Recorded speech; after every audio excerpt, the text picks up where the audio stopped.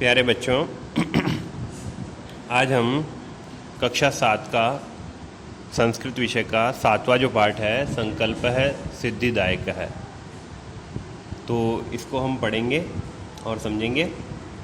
ठीक है ना।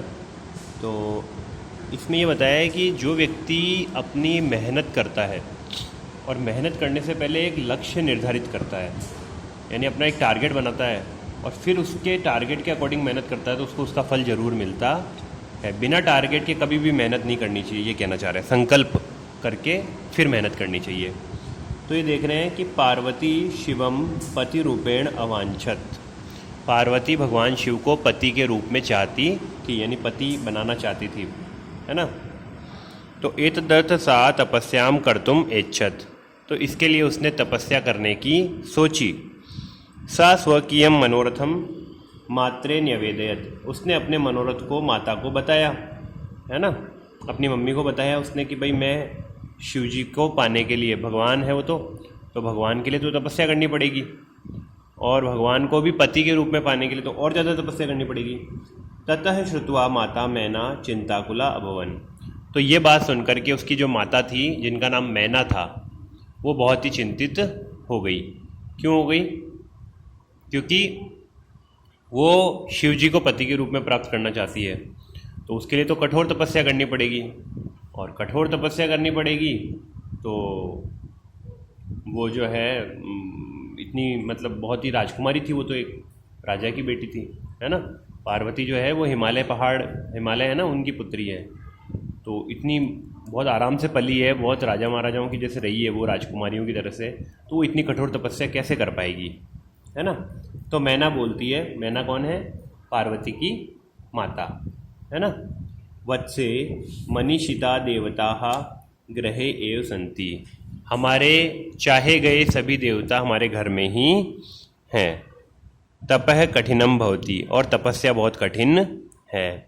तव शरीरम सुकोमलम वर्तते, और तुम्हारा शरीर जो है बहुत ही कोमल है। ग्रहे एव वस, घर में ही रहो।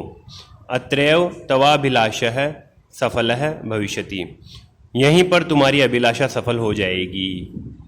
पार्वती कहती है, अम्ब माँ तादृशः अभिलाषा तु तपसा एव पूर्णः भविष्यति, मेरी जो अभिलाषा है वो इतनी बड़ी है कि वो बिना तपस्या के पूरी नहीं होगी।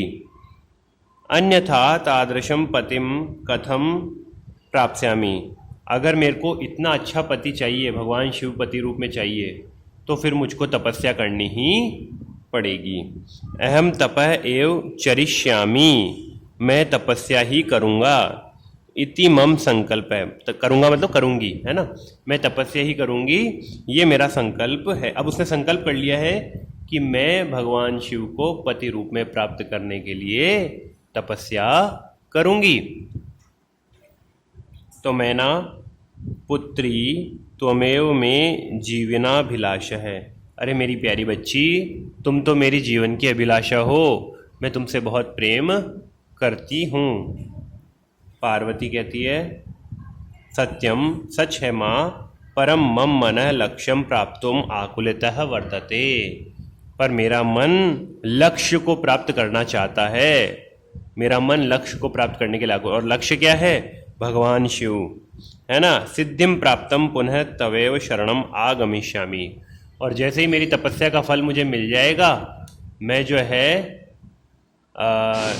सिद्धिम प्राप्त हो जाएगी मुझे, तो मैं जो है वापस तुम्हारे पास में आ जाऊंगी। अद्य विजयया साकम गौरी शिखरम गच्छामि, इसीलिए मैं आज ही विजया के साथ में गौरी शिखर जा रही हूँ। मैं विजया के साथ में आज ही गौरी शिखर जा रही हूँ, यानी गौरी शिखर जो पर्वत है वहाँ पर जा रही हूँ। विजया कौन है? विजया उसकी सहेली है, ठीक है ना। ततः पार्वतीम निष्क्रामति, तो तभी पार्वती वहाँ से चली जाती है। पार्वती मनसा वचसा कर्मणा च तपः एव तपति स्म, पार्वती मन से, वचन से और कर्मों से तपस्या करने लगती है। कदाचित रात्रौ स्थलिंडई कदाचिच्च शिलायाम स्वपिति स्म। कभी तो वो रात को स्थल पर और कभी शिला पर, कभी भूमि पर सोती थी। ठीक है ना। एकदा विजया अवदत, तो एक बार विजया बोली। विजया क्या बोलती है? अब विजया उसकी सहेली है। देखो, चूंकि वो एक राजकुमारी है तो उसके साथ में कुछ उसकी सहेलियां भी जाना लाजमी है, कोई ना कोई साथ में रहना चाहिए ना। तो विजया बोली, सखी तपह प्रभावात हिंस्र पशुओपि तव सखायः जाता, कि तपस्या के कारण जो जंगली जानवर है वो भी अब तुम्हारे दोस्त बन चुके हैं। यानी पार्वती ने इतनी तपस्या की है कि शेर चीते भी वहाँ आ जाते हैं ना, तो उनका मन भी परिवर्तित हो जाता है, वो पार्वती को खाने के बजाय उसके पास में आके बैठ जाते हैं। तो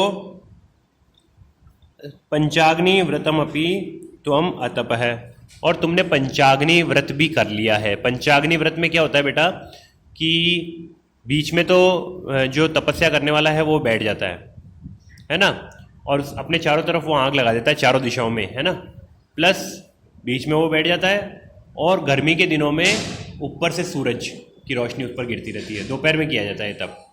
तो ऊपर से सूरज की रोशनी और चारों तरफ आग लगी हुई, तो इस तरह से 5 तरह की अग्नि हो गई ना। ऊपर सूरज की भी एक अग्नि है और 4 अग्नि, और चारों तरफ अग्नि आग जल रही है, ऊपर से सूरज की रोशनी पड़ रही है, तो उसको पंचाग्नि तप कहते हैं। तो तुमने पंचाग्नि तप भी कर लिया, मतलब कि पुनरपि तव अभिलाषा न पूर्ण अभवत, लेकिन फिर भी तुम्हारे पर भगवान शिव अभी तक प्रसन्न नहीं हुए। इतने कठोर व्रतों को तुम कर रही हो, इतनी कठोर तपस्याओं को तुम कर रही हो, तो तुम फिर भी शिव अभी तक प्रसन्न क्यों नहीं हुए? तो पार्वती कहती है, अयि विजय, अरे विजया, किम न जाना सी, क्या तुम जानती नहीं हो? मनस्वी कदापि धैर्यम न परित्यजति। जो मनस्वी लोग होते हैं ना, अब मनस्वी कौन होता है?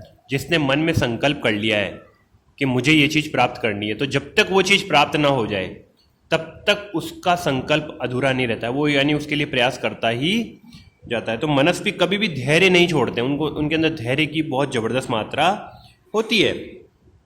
अपिच मनोरथान अगति ही नास्ति, और मन की कोई भी अगति नहीं है, यानी मन के मनोरथों की कोई भी अगति नहीं है। यानी कि मनस्वी व्यक्ति अगर प्रयास करता है तो उसको सफलता जरूर मिलती है, भले देर से ही मिलो, लेकिन सफलता जरूर मिलती है। तो विजय कहती है, तुम वेदम अधीतवती, तुमने वेद पढ़ लिए, यज्ञम संपादितवती, तुमने यज्ञ भी किए, तपह कारणात जगति तो प्रसिद्धि, और तपस्या के कारण पूरे संसार में अब तुम प्रसिद्ध हो चुकी हो। सब लोग कह रहे हैं, अरे कौन है कि हिमालय पर्वतराज की पुत्री तपस्या कर रही है बहुत कठोर, तो पूरा संसार तुम्हें जानने लग गया कि ये तपस्या बहुत कर रही है ना। अपर्णा इति नामना अपि त्वम प्रतिता, और तुमने क्या किया? सबसे पहले तुमने भोजन त्यागा, है ना, पानी पर आ गई तुम, है ना, पत्तों पर आ गई, पत्ते खाती थी तुम, सिर्फ तुलसी का पत्ता खा लिया, कभी तुम जो है पालक का पत्ता खा लिया, है ना। लेकिन फिर तुमने पत्ते खाना भी छोड़ दिया, है ना, तो तुम्हारा नाम क्या हो गया? अपर्णा। अपर्णा, पर्ण का मतलब पत्ता, और अपर्णा का मतलब जो पत्ते भी ना खाए। यानी इतनी कठोर तपस्या की तुमने कि अब तुमने पत्ते भी खाना छोड़ दिया है, मतलब कि तुम भूखी प्यासी रह करके तपस्या कर रही हो, तो तुम्हारा नाम ही प्रसिद्ध हो गया है। पुनरपि तपस्या फलम नैवम दृश्यते, फिर भी तुम्हारी तपस्या का फल तुम्हें अभी तक भी दिखाई नहीं दे रहा है। ठीक है ना। तो पार्वती कहती है, अयि आतुर हृदये, अरे ओ धैर्यहीन सहेली, कथम तुम चिंतिता, तुम क्यों चिंता कर रही हो, है ना। इतनी बात हुई है ना, तभी वहां पर कोई आता है ना। अब कौन आया है ना, ये जानने के लिए अपन नेक्स्ट वीडियो में पढ़ेंगे बेटा। ठीक है ना। तो आज के वीडियो में इतना ही। थैंक यू बेटा।